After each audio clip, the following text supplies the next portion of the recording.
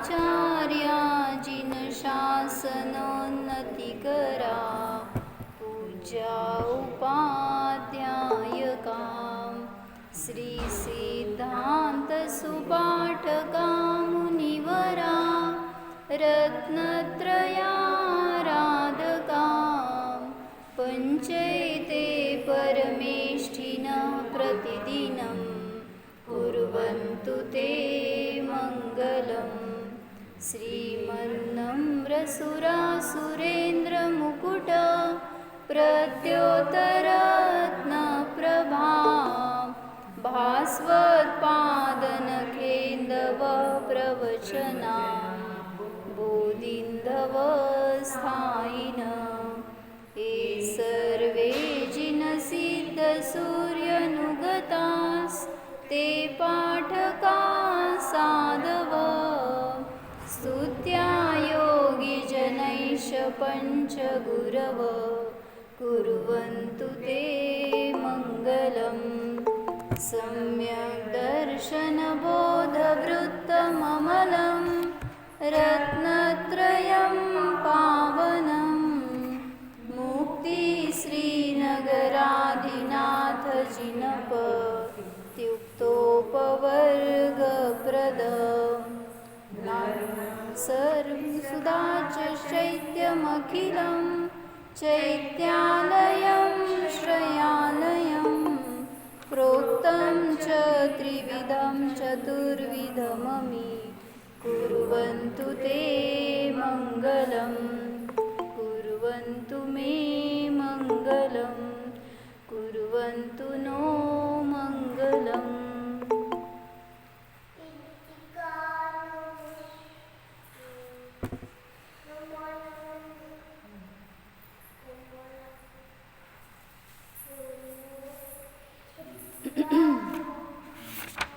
काय सांगितलं? पंचपरमेष्ठी कुठले असतात स्वस्ती? अरिहंत, सिद्ध, आचार्य, उपाध्याय आणि साधू. आणि नवदेवतामध्ये कुठले अजून चार? जिनधर्म, जिनागम, जिनचैत्य, जिनचैत्य आणि जिनचैत्यालय. जिनचैत्य म्हणजे देवाची प्रतिमा जी आहे ना, जिनबिंब, त्याला म्हणायचं जिनचैत्य. आणि जिनचैत्यालय म्हणजे मंदिर, जिथं की देव राहतात. कुठं राहतात देव? हे देवाचं घर आहे, माहिती का तुला? देवघर म्हणायचं. तुझं घर कुठं आहे? ते घर माझं घर नाही आहे, हे घर माझं घर आहे. मी कोण आहे? परवा सांगितलं तो तुला, मी म्हणजे शनैया नाही. मी कोण? हां, मग आत्म्याचं घर कुठं आहे? जेवढं माझ्या शरीराचे प्रदेश आहेत आता ते माझं घर आहे. मग तू कुठेही गेली तरी तुझ्या घरात असती का नाही? मग त्या घरात राहायचं. जसं देव कुठं जातील तिथं त्यांचं देवघर होतं, माहिती का? म्हणजे जिथं राहतात ना तिथं त्यांचं ते घर म्हणजे देवघर झालं. तसं आपण पण ते माझं घर आहे असं नाही आहे जिथं चार भिंती आहेत. कुठं जातो तिथं आपलं घर घेऊन जातो बरोबर आपण. म्हणजे आपण या आपल्या चार भिंती म्हणजे हे आपलं जे काय बाउंड्री आहे ना, या बाउंड्रीच्या बाहेर कधीच जात नाही. आणि मग तेच आपलं घर आहे खरं. आणि त्याच्यामध्ये राहतात भगवान म्हणून सुखी आहेत.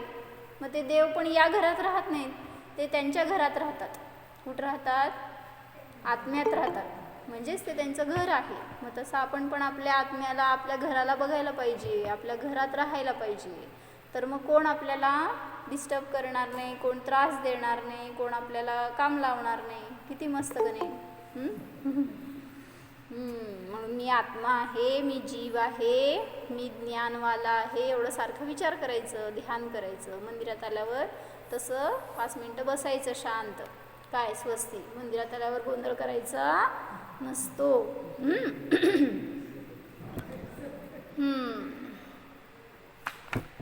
तर आपण काय बघत होतो?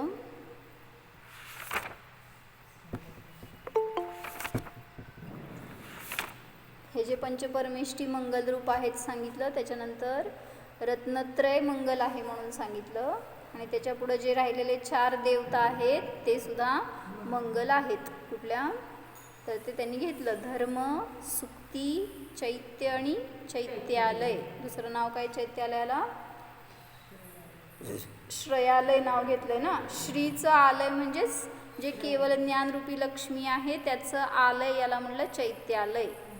तर ह्या सगळ्या 9 देवता माझं मंगल करोत, अशी एक त्याच्यामध्ये भावना होती. काल अभ्यास काय दिला होता? कालचा अभ्यास काय होता? हां, चला प्रश्न तर लक्षात आहे, उत्तर सांगा. जो मैं कहूँ और सो तो न मिटे ऊर्जा, मेरी तो सो बनी, या ते कछो उपाय करो उपाय. म्हणजे काय?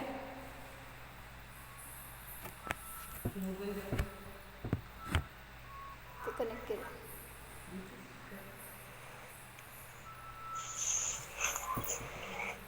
काय उत्तर सांगा की. प्रश्न मी सांगितले, मलाच मला प्रश्न सांगायला आहे. हां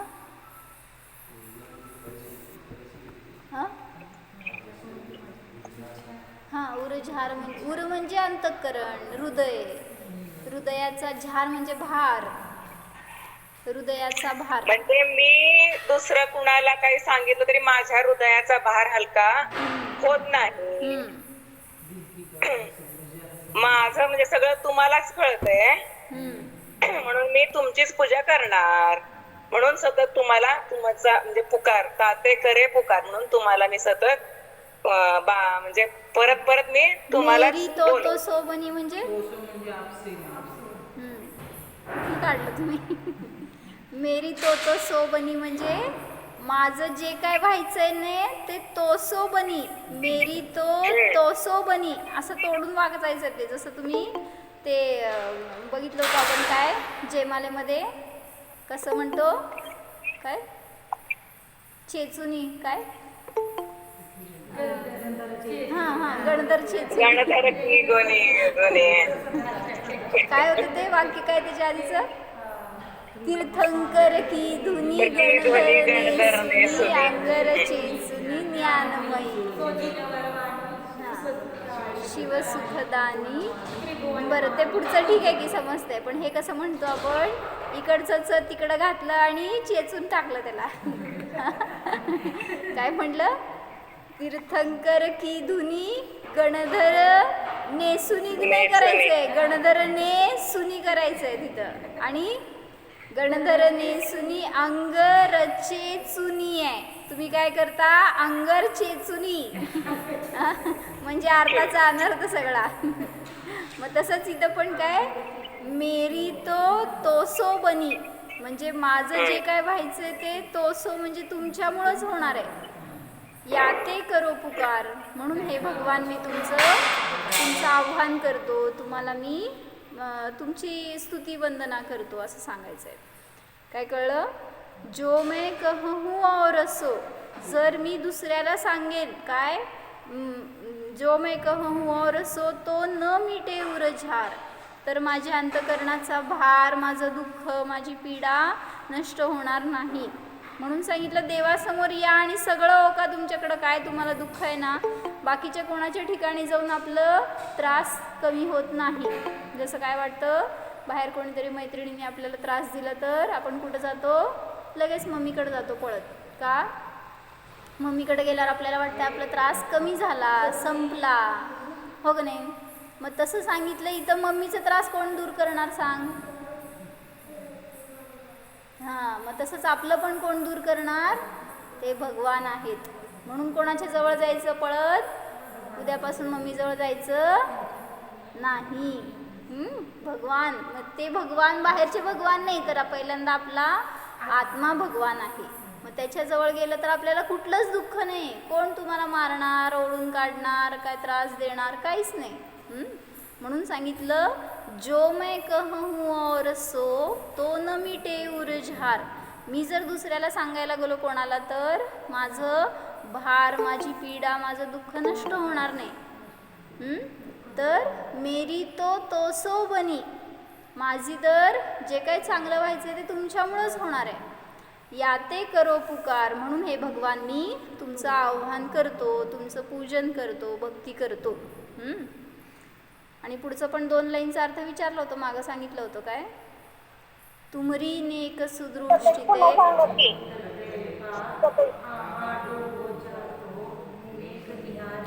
काय म्हणताय साधना काकी? थांबा थांबा एक मिनिट, काहीतरी तुम्ही प्रश्न विचारला. काय म्हणताय साधना काकी, बोला. मला म्हटलं पुन्हा अर्थ सांगा की ह्या 2 ओळींचा. जो मैं कहूँ और सो, जर मी दुसऱ्या कोणाला सांगायला गेलो तर न मिटे उरझार, माझ्या अंतकरणाचा भार, माझी पीडा, माझे अनेक भवाभवापासूनचं जे दुःख आहे ते संपणार नाही. जो मैं कहूँ और सो, जर मी दुसऱ्या कोणाला सांगायला गेलो तर ते दुःख नष्ट होणार नाही. काय ते पुढं, मेरी तो सो बनी, माझं तर तुमच्यामुळेच होणार आहे. काय कल्याण होणार आहे, सोनं होणार आहे, सुख होणार आहे. मेरी तो सो बनी, याते करो पुकार. म्हणून हे भगवान, मी तुमचं पुकार करतो, म्हणजे तुम्हाला बोलवतो, तुमचं नामस्मरण करतो, तुमच्या अधीन राहतो वगैरे. मग व्यवहाराने त्या भगवानांच्या अधीन आणि निश्चयाने निज भगवानाच्या अधीन मी राहतो, असं त्याच्यामध्ये एक भाव आहे. आणि त्याच्या पुढच्या 2 लाईनचा अर्थ काय, तुम्हरी नेक सुदृष्टी ते जग उतरत है पार, हा डुब्यो जात हो नेक निहार निकार. म्हणजे काय,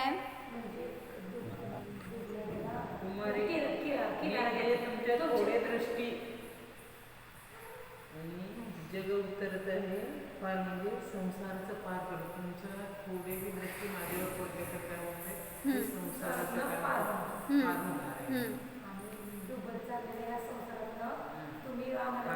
जो मैं है काय, तुमरी नेक सुदृष्टी ते जग उतरत है पार, हा डुब्यो जात हो. पुढं दुसरं ओळ, निहार म्हणजे तुम्ही थोडे दृष्टी तुमच्या माझ्यावर पडले. हा नेक निहार निकार.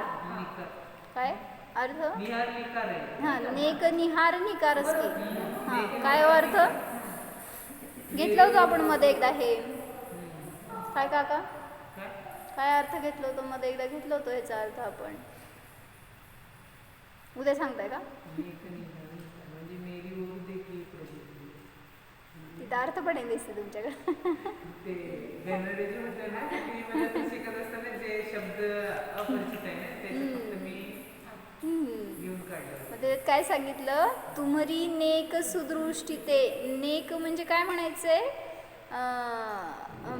प्रामाणिक म्हणा किंवा काय, हां असं, हां थोडी म्हणा किंवा किंचित अशी तुमची थोडीशी दृष्टी जर माझ्यावर पडली, तुमरी नेक सुदृष्टी ते जग उतरत हे पार. कोणावर जर पडेल तुमची थोडीशी नजर पडेल, भगवान जर आपल्याकडे बघितले तर आपलं कल्याण झालंच. बघतात का भगवान तुझ्याकडं? तुझ्याकडं काय कोणाकडेच बघत नाहीत भगवान. मग का असं म्हणले, कोणाकडेच बघत नाहीत भगवान, मग का असं सांगितलं, तुमरी नेक सुदृष्टी ते जग उतरत है पार. जो ज्याच्यावर तुमची दृष्टी पडली तर त्याचं संसार संपणार. पुढचं काय लाईन काय, हा डुब्यो जातो हो. मी काय करतोय, संसार सागरात बुडत चाललोय, त्या दुःखामध्ये बुडत चाललोय. तर नेक निहार निकार, तर हे भगवान काय करा, माझ्यावर थोडीशी दृष्टी टाका आणि माझं कल्याण करा, मला माझा उद्धार करा, मला त्याच्यातून बाहेर काढा. असा अर्थ आहे. काल म्हटलं होतं म्हणून तुम्हाला, पूजा करताना प्रत्येक लाईनचा अर्थ जर असं समजून भावपूर्ण पूजन करा, तर अजून त्याच्यात काहीतरी वेगळा आनंद येईल आपल्याला. केलं का? पूजा केली का आज? तेच धनपूजा चालू आहे आमची इतकी मोठी. पूजा अशी केली का? हां असं करा जेव्हा करताना पूजन. नाहीतर काय मग शब्द नुसते बघून काय उपयोग आहे. म्हणून काय नुसतं आपल्याला क्रिया करायची नाही आहे, त्यातून भाव कळावा, त्यांच्या काय म्हणायचं सुखाची जी प्राप्ती त्यांना झाली आहे त्याची भावभासना होण्यासाठी आणि तसं सुख माझ्यात आहे ह्याचा विश्वास येण्यासाठी करतोय आपण सगळं हे. कारण ते समोर बसलेत, का बसवलंय आपण भगवंतांना समोर? होय दीदी, का ठेवतो आपण देवळामध्ये देव? का ठेवायचं असतात देव देवळात? उगीच एक कुठंतरी फिरून यायचं असतं तिथं सकाळी सकाळी आपल्याला, म्हणून जाऊन यायचं, गोल गोल फेरी मारायची आणि जायची घरी. का ठेवले देवाला समोर इथं? आपल्याला समजण्यासाठी की ते सुद्धा आपल्यासारखेच संसारी होते, तरी सुद्धा त्यांनी आपल्या आनंदाला स्वतःला प्राप्त केलं आणि अशा त्या पदाला प्राप्त झालेत की जे आता कधीच दुःखी होणार नाहीत, कधीच तुमच्यामध्ये येणार नाहीत. असे मस्त रमले स्वतःमध्ये की त्यांच्यासारखं दुसरं कोणी नाही आहे. मग ते तुम्हाला दिसावं कळावं म्हणून सांगितलं त्यांना आपण समोर बसवले बरं का. आपण घरात पण बसवतो, कुठंतरी फोटो लावतो वगैरे, मग तिथं त्यांच्याकडं पाहून तशी आपल्याला जाणीव व्हायला पाहिजे ना की आहेत कोणीतरी असे सुखी, कधीच न दुःखी होणारे असे जीव आहेत या लोकामध्ये. आणि त्यामुळं तसा माझा पण आत्मा आहे, त्याच स्वभावाचा, त्याच क्वालिटीचा आहे. तसाच मी अनुभव केला तर मी सुद्धा आत्ताच्या पर्यायामध्ये सुख भोगू शकतो. ह्याच्यासाठी आपण भगवंतांचं दर्शन करतोय, पूजन करतोय. म्हणून भावपूजन करा तर आनंद वेगळा प्राप्त होणार. मग एक त्यांनी तिथं काव्य केलं होतं, म्हणजे एका भजनामध्ये पण आलंय ना असं, मंदिरात का जातो ह्याच्यासाठी.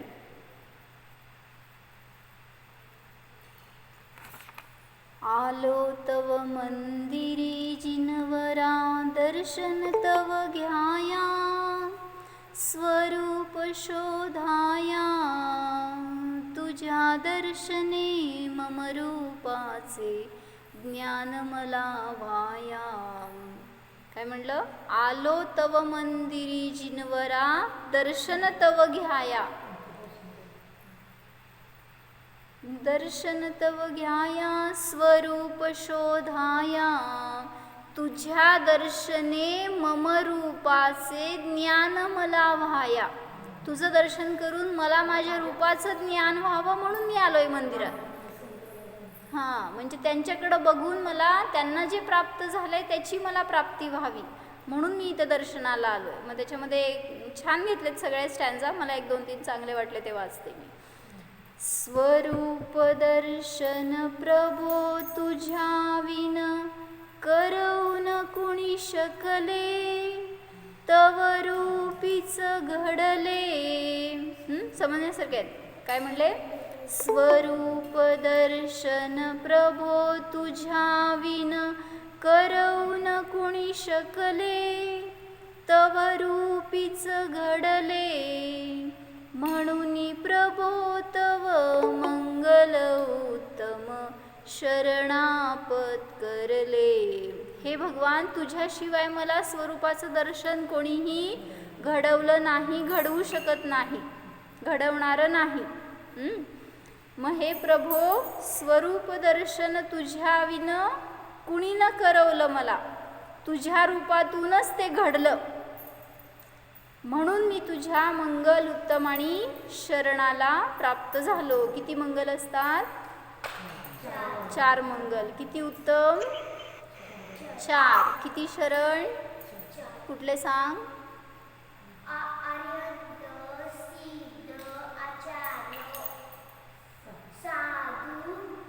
आणि बरोबर, छान, हुशार आहे तुला. मग काय म्हणले? चत्तारी मंगलम अरिहंता मंगलम, सिद्धा मंगलम, साहू मंगलम, केवली पण्णत्तो धम्मो मंगलम. म्हणजे हे 4 मंगल आहेत. तसंच हे 4 उत्तम आहेत आणि हेच 4 शरण आहेत. म्हणून मी हे भगवान तुमच्या चरणाशी आलो आहे, असं त्याच्यामध्ये एक भाव घेतलाय. होय. बरोबर. म्हणून काय म्हणायचं? हे भगवान, स्वरूपाचं दर्शन मला तुमच्यामुळंच झालंय म्हणून मी तुमच्यापाशी येतोय. कारण स्वरूपाशिवाय दुसरं सुखाचं स्थान नाही. 3 लोकांमध्ये शोधायला गेलं तरी सुद्धा कुठल्याही अन्य गोष्टीमध्ये सुख नाही.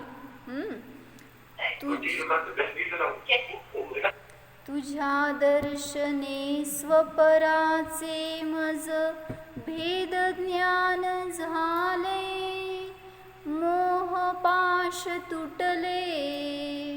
काय म्हणले? तुझ्या दर्शने स्वपराचे मज भेद ज्ञान झाले, मोह पाश तुटले, पुरुषार्थाची जाणीव होता स्थान भ्रमानुरले. माझा पुरुषार्थ काय आहे हे मला समजलं जेव्हा मी तुम्हाला पाहिलं. काय? कुठं पाहताय? आत पाहताय ना? तुला पाहिलं असताना हे भगवान स्वपराचं मला भेद विज्ञान झालं आणि मोहाचा पाश तुटला. कुठलं मोह? दर्शन मोह. याचा पाश जो आहे तो तुटला जेव्हा मी तुझं दर्शन केलं आणि भावभासना केली. पुरुषार्थाची जाणीव होता. आवाज येत नाही स्मिताताई? का हो? बाकीच्यांना येतोय ना आवाज? हो.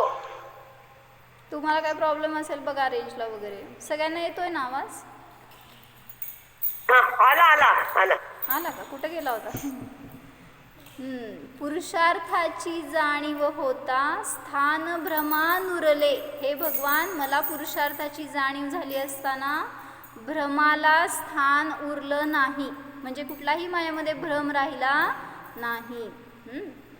तुझ्या दर्शने धन्य जाहलो, प्रभो सुखी नालो, स्वभावमय झालो, ध्येय हेच मम हेच हवे मज, अन्य सर्व भुललो.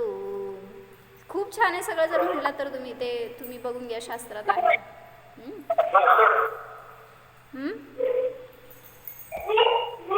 तर तिथं म्हटलं म्हणून की तुझ्या दर्शनाने हे भगवान मी धन्य जाहलो.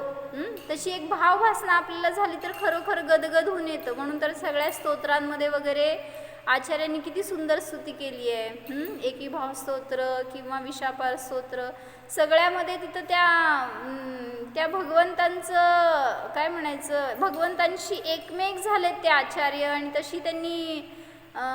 तशी भक्ती प्रगट झाली की त्याच्या निमित्तामध्ये अशी शास्त्र स्तोत्र रचना झाली त्यांच्याकडून. जेव्हा ते आचार्य अशी भक्ती करायची त्यावेळेस त्यांच्याकडनं असे काव्य रचले जायचे.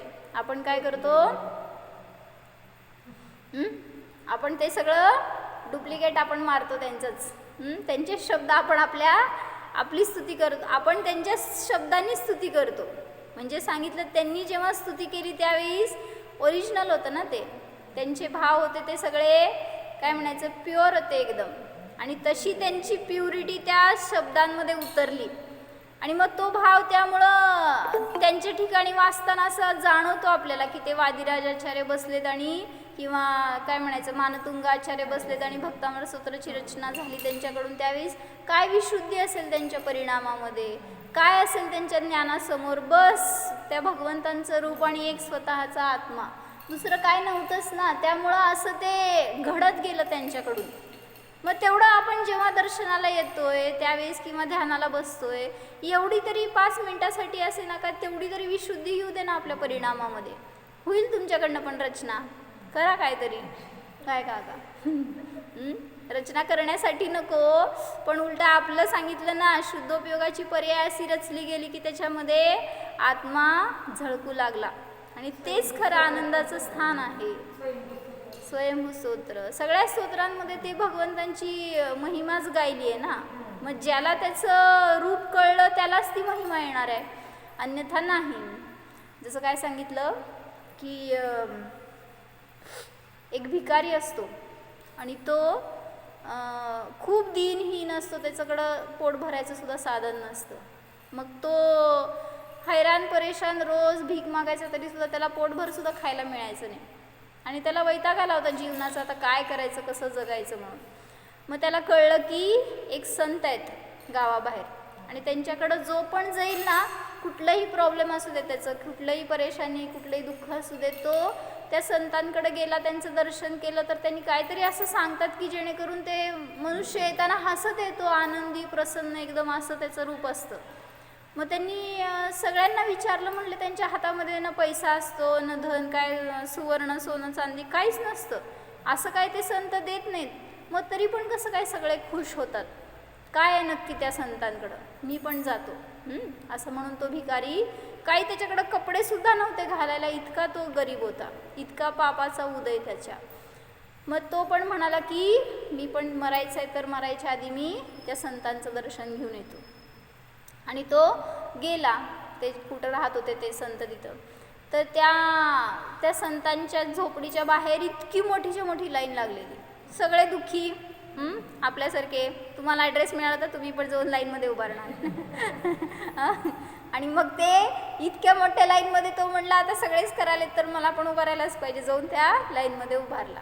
आणि मग असं खूप तास गेले सगळ्यांच्या वेळेस, आणि मग शेवटी त्याचा नंबर आला. तो जाऊन उभारला त्या संतांसमोर, आणि तो म्हणाला की तुमचं मी खूप नाव ऐकलं आहे, तुम्ही खूप महात्मा आहात, आणि माझ्या दुःखाचं निवारण करा. काय करा? माझं दुःख संपवा, मला खूप कष्ट आहे, पीडा आहेत, आणि मला असलं जगणं नको आहे, मला पण काहीतरी सुखाचा उपाय सांगा. आणि मी खूप गरीब आहे, दीनहीन आहे, माझ्याकडं खायलासुद्धा अन्न नाही आहे, मी काय करू, काहीच नाही आहे माझ्याकडं. असं त्यांनी म्हटल्यावर ते संत हसले. आणि त्या संतांनी काय सांगितलं, कसं काय असं म्हणतो की तुझ्याकडं काहीच नाही आहे, तुझ्याकडं इतकं काही आहे की तू दान करायला पाहिजेस. मग तो म्हणाला, त्याला काय म्हणायचं, भोचक्का बस राहिला ना. तो म्हणला माझ्याकडं काय फुटी कवडी नाही आहे, खायला एक दाणा अन्न नाही आहे, आणि मी काय दान करणार आहे, आणि माझ्याकडं काय आहे असं म्हणताय तुम्ही. मग त्यावेळेस त्या संतांनी त्याला समजण्याच्या भाषेमध्ये म्हणून सांगितलं. काय होतं सांगा त्या भिकारीजवळ. फक्त त्या संतांनी सांगितलं तू दान कर तर तुला प्राप्ती होणार आहे. तू आजपर्यंत काही दानच केलं नाही, तू फक्त जे काही मिळालं ते भोगत राहिलाय. 5 पैसे मिळाले तरी तो भोगण्याचाच विचार होता, दानाचा विचार नाही झाला कधी. मग भलेही त्याला कमी जास्त असेल किंवा काय त्याला पुरत नसेल तरी सुद्धा हातात आलेल्या पैशाचे दानाचे भाव किती कमी असतात हे सांगायचं होतं त्याच्यातून. ज्याला दानाचे भाव झाले ना तर त्याला आय वाढत जाते, पण तुम्हाला कितीही आलं तरी जर ते भोगण्याचे भाव असतील, कमी पडते हे भाव असतील, अजून पाहिजे असा हाव असेल तर सांगितलं ते धूळ आहे तुमच्या हातात आलेली. मग काय म्हणले, काय दान करायचं त्यांनी? नाही. मग त्यांनी सांगितले तुझ्याकडं, त्या संतांनी सांगितलं त्या भिकाऱ्याला की तुझ्याकडं 2 हात आहेत, तुझ्याकडं ज्ञान आहे, तुझ्याकडं शक्ती आहे, तू काय कर, ह्याचं दान का नाही करत तू कोणाला. म्हणजे काय करायचं, हात तोडून द्यायचे नाहीत, मदत करायची. दुसऱ्या कोणाला तरी गरजूला तू जर एका प्रसंगामध्ये एखाद्या गोष्टीसाठी मदत केलीस तर तेच सगळ्यात मोठं दान आहे तुझ्याकडून. तुझ्याकडं ज्ञान आहे, तू काहीतरी जे काय भलेही तुला काही येत नाही म्हटलास ना तरी सुद्धा ते ज्ञानच आहे. माझ्याकडं अज्ञान आहे म्हणतो ना, अज्ञान समजायला सुद्धा ज्ञानच लागतं का नाही. मग ज्ञान आहे ना आपल्याकडं, मग कुठल्या तरी गोष्टीचं ज्ञान तू दुसऱ्याला दे तर हे सुद्धा तुझ्याकडून केलेलं दान आहे. तुझ्या शक्तीचा वापर तू कोणाला तरी कर, कोणा गरजूला वगैरे मदत कर तर ते सुद्धा तुझ्याकडून झालेलं दान आहे. मग इतकं सगळं असताना तू का म्हणतोयस तू रिकाम आहेस, तुझ्याकडं काहीच नाही आहे, तू भिकारी आहे असं का म्हणतोय स्वतःला. बघ तुझ्याकडे इतकं आहे, मग माझ्याकडं काय आहे म्हणले ते संत, बघ माझ्याकडं सुद्धा काही नाही आहे, पण तरीसुद्धा मी का सुखी. मग एक्सटर्नली तू पण आणि मी पण समान आहे, काय फरक नाही आहे तुझ्यामध्ये माझ्यात, पण इंटरनली मी बस आनंदाने भरभरून आहे आणि तू दुःखाने भरलायस. तर त्याचं नाश करायचं असेल तर एवढाच उपाय आहे, काय कर, तुझ्याकडं असलेली गोष्ट दान कर. म्हणजे ज्ञान आहे तर त्या ज्ञानाचं दान पहिला स्वतःला कर. म्हणजे काय, त्या ज्ञानाला जाण तर तुला त्या ज्ञानाचा अनुभव सुख देईल. आणि मग सांगितलं बहिरंगामध्ये तू कोणाला मदत करशील तिथं ते तुझ्याकडून केलेलं दानच आहे. आणि मग त्यावेळेस तो खुश झाला. तो पण, त्याला पण इतका आनंद झाला की खरंच माझ्याकडे किती आहे आणि मी कधी बघितलंच नाही स्वतःकडं, आणि मी हे पण करू शकतो हे पण माझ्या लक्षात कधी आलं नाही. आणि मग जेव्हा त्या संतांनी सांगितलं त्यावेळेस तो सुद्धा त्या संतांकडून रिटर्न जाताना हसत होता. जसं बाकीचे सगळे प्रसन्न जात होते, हसत होते आनंदात, तसंच हा सुद्धा आनंदी प्रसन्न होऊन निघाला. मग तसंच आपण पण मंदिरात येतो त्यावेळेस किंवा ते मुनिराज ध्यानाला बसतात, अनुभव घेतात, आनंद भोगतात आणि बाहेर आल्यावर अशीच प्रसन्नता असते त्यांच्या चेहऱ्यावर. ते सुद्धा असे आनंदी असतात. मग असा आनंद आपल्याला पण भोगायचा असेल तर वारंवार जाणण्याचा प्रयत्न करा, तर तो आपल्याला सुद्धा प्राप्त होणार.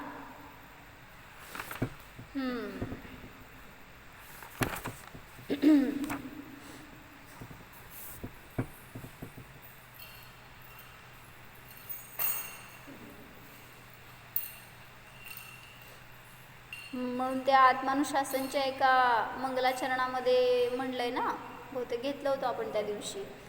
मंगलाचरण 3 श्लोक आहेत पहिले. त्या 3 श्लोकाचं जे हिंदी त्यांनी भाषांतर केलेलं आहे ना, त्यात खूप चांगला भाव घेतला आहे की जेव्हा तुम्ही धर्माच्या जवळ येता त्यावेळेस तुम्हाला भय वाटतं.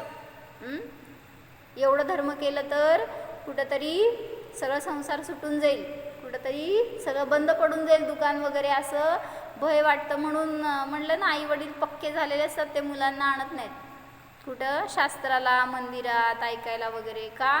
कारण ते म्हणतात आम्हा कसं कच्चा माठ असते, त्यांच्यावर लगेच काहीतरी संस्कार केले की ते बदलून जातील. पण जे पक्के झालेले असते ते येऊन बसेत समोर. कोण कोण बसले माझ्यासमोर? कच्चे आहात का पक्के आहात? कच्चे असणाऱ्यांवर संस्कार होणार आणि ते घडणार, आणि जे पक्के झालेले असणार ते चालू दे तुमचं, आम्ही ऐकतोय की कुठं आम्ही सगळं सोडणार आहे लगेच. म्हणजे तिथं भावना तशी दृढ झालेली असती संसाराविषयी, ते पक्के माठ म्हणतात. तर त्यामध्ये त्यांनी असं घेतलंय काय, मधुर विपाकी उपदेशामृत यह यदि कटुभी भासित हो, कटु औषधि ग्राहक रोगीवत किंचित तू भयभीत न हो. काय म्हणले? मधुर विपाकी उपदेशामृत, जे काय उपदेश मिळालाय गुरूंच्या ठिकाणी किंवा त्या भगवंतांच्या जवळ आल्यावर आपल्याला, तर तो मधुर फळ देणारा आहे. मधुर विपाकी, तो जरी तुला कटू भासेल, जसं म्हटलं की त्या मुनींच्याकडं बाहेरंगामध्ये काही नाही आहे. आता ते आलं होतं ना एक व्हिडिओ, काय इतकी थंडीमध्ये ते विहार करायला नग्न दिगंबर साधू, बाहेर सगळीकडं धुकं, आणि सकाळच्या 7च्या वगैरे टायमिंगला त्या रस्त्यावरनं सगळं तो त्यांचा समूह निघालाय मुनींचा, ज्यांच्या अंगावर जरासुद्धा वस्त्र नाही आहे, आणि आपण इतकं गुंडाळून घेऊन सुद्धा थरथरत असतो, इतकी थंडी वाजत असते, आपल्याला सहन होत नाही. आणि मग ते दिगंबर साधू कसं सहन करत असणार आहेत? आणि मग ते दृश्य रस्त्यावरनं जात असताना सगळ्यांना बघून उलट प्रेरणा मिळते त्यातून की हे जर बेअर करू शकतात तर आपण का नाही करू शकत. म्हणून म्हणलं ना, आता थंडी वाजते ना, तर थोडंसं काढून बघायचं तेवढंच अंगावरचं काय जे गुंडाळून घेतलेलं असतं ना आपण, जर त्याचा मोह थोड्या क्षणासाठी जरी सोडला तरी सुद्धा शरीर माझं नाही हे संस्कार आपल्यावर दृढ झाले. हे शरीराला थंडी वाजती आहे. महाराजांनी सांगितलं होतं ना की थंडी पडली त्यावेळेस म्हटले हवेतले थंड स्कंद वाढलेत किंवा हवेतले वातावरणातले उष्ण स्कंद वाढलेत, एवढंच मी जाणतो. मला थंडी वाजतीये, मला थंडी वाजती, हे भाव आहेत तुमचे. काय झालंय तुम्हाला? आत्म्याला तर काय होत नाही स्पर्श. म्हटल्यावर जे काय चालू आहे ते वातावरणामध्ये बदल चालू आहे, त्याचं तुम्ही स्वतःवर इम्पॅक्ट करून घेता आणि त्यामुळं तसे भाव होतात. काय, या शरीराला दुःख तर मी दुःखी, आणि मग सगळं ओढून घेऊन गरम गरम झाल्यावर त्याला सुख तर मी सुखी. त्यामुळं आणि मग ते असे पळत निघाले होते ते साधू त्या रस्त्यावरून, आणि जेव्हा घर्षण होतं ना त्यावेळेस ती थंडी निघून जाते. आपण जेवढं त्या आत गरम गरम बसायला जातो तेवढं जास्त थंडी वाजते. आणि तेच बाहेर पडा की धुक्यामध्ये जर असं चाला, व्यायाम करा, तर तुमचं पण थंडी निघून जाते शरीरातून. उपयोग बदला, जाणणार आहे हे म्हणा तर तिकडं उपयोगच राहत नाही, त्यामुळं थंडी वाजणार नाही. काय म्हणतात?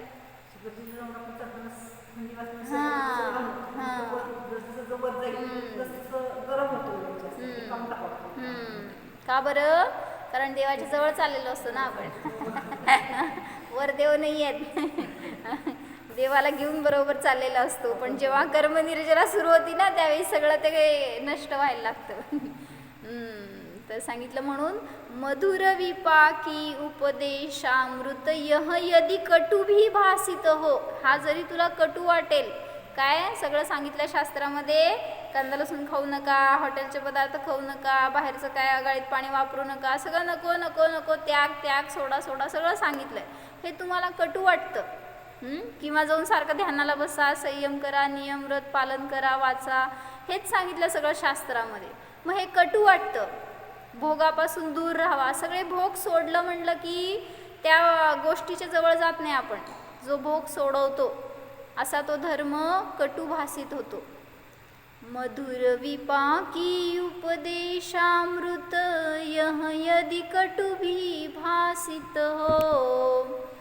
कटु औषधी ग्राहक रोगीवत किंचित तू भयभीत न हो. औषध कडू असल्यावर काय करतो? नाही घेणार. काय झालं तरी मी नाहीच घेणार. मग तुझा रोग कसा होणार बरं? जरी कटू आहे तरी सुद्धा तू ग्रहण करतोयस का? कारण त्याचं विपाक चांगलं आहे हे माहीत आहे ना. म्हणजे त्याचं जे काय मला फळ मिळणार आहे ते नियमाने सुखदायी असणार आहे हे माहीत आहे, म्हणून ते कडू जरी असेल तरी औषध खातो. त्याप्रमाणे तो जसं भयभीत होतोय तसं तू भयभीत होऊ नको. कारण धर्म ही भयाची गोष्ट नाही आहे, तर उलट अभय स्थान आहे. म्हणून सांगितलं धर्माच्या निकट आलोय तर इतकी उत्कृष्ट भावना व्हायला पाहिजे, इतका आनंद भोगायला पाहिजे की त्याच्या सानिध्यात तुमच्या निमित्तात अन्यांना प्रेरणा मिळायला पाहिजे. मंदिरातून जाताना तुमचे भाव कसे हो, कधी घरी जाऊ, कधी काम करू, एवढं काम आहे, असे भाव असतील तर तुमच्याकडं पाहून दुसऱ्याला सुद्धा तेच वाटणार की यांना काय मिळालं नाही, आपण काय जायचं आहे, यांना वेळ झाला, त्यांचं आकुलता इतकी आहे, मग आकुलता घेऊन जाऊन मंदिरात बसून काय करायचं आहे? मग अशी प्रभावना नको व्हायला तुमच्याकडून. उलट तुम्ही 5 मिनिटासाठी जरी बसला तरी एक आनंद असा मिळाला आहे आपल्याला, हे जर दुसऱ्याला कळलं ना तर सहजतेने पाहून सुद्धा तुमच्याकडं ती दुसऱ्याला प्रेरणा मिळणार की आपल्याला सुद्धा असं जायला पाहिजे, आपण पण दर्शन पूजन करायला पाहिजे. जसं की संयमीकडे बघितल्यावर आपल्याला संयमाचे भाव होतात, ज्ञानीकडे बघितल्यावर ज्ञानार्जनाचे भाव होतात. तसं सांगितलं तुम्हाला धनिकाला बघितल्यावर धनार्जनाचे भाव होतात. मग तसं इथं सांगितलं जो आनंदी झालाय ना त्याच्याकडे बघितल्यावर आपल्याला सुद्धा आनंदाची एक तृष्णा लागती ना, तशी एक भूक लागती, तसा पुरुषार्थ होतो आपल्याकडून. आणि म्हणून सांगितलं की इथं जेव्हा धर्माच्या ठिकाणी येतो त्यावेळेस तू भयभीत होऊ नकोस, तर निर्भयतेला जाण आणि अशा अभयस्थानाला प्राप्त हो, जेणेकरून की तुझं जीवन सुखमय होईल. आणि मग हे सगळे मंगल आपल्याला आपल्या जीवनामध्ये मंगल अशा पदाला प्राप्त होण्यासाठी निमित्त ठरतील. म्हणून जाणा.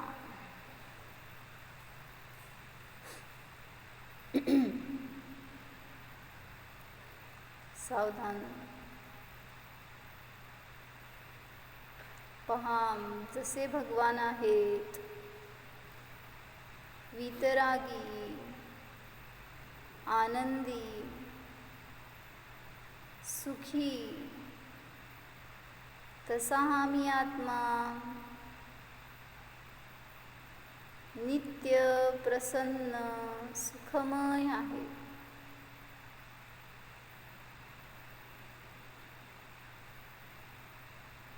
पाप पुण्यादी कर्माने सर्वथा शून्यच आहे.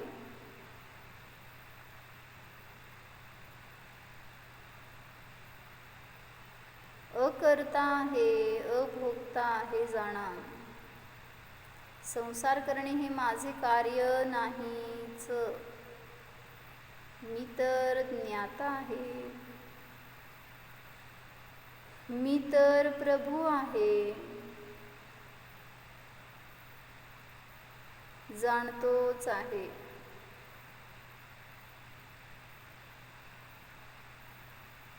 अशरीरी ज्ञायक स्वरूपोऽहम्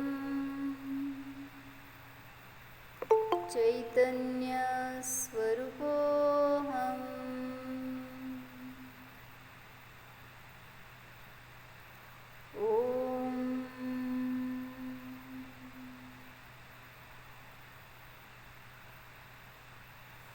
विसर्ज.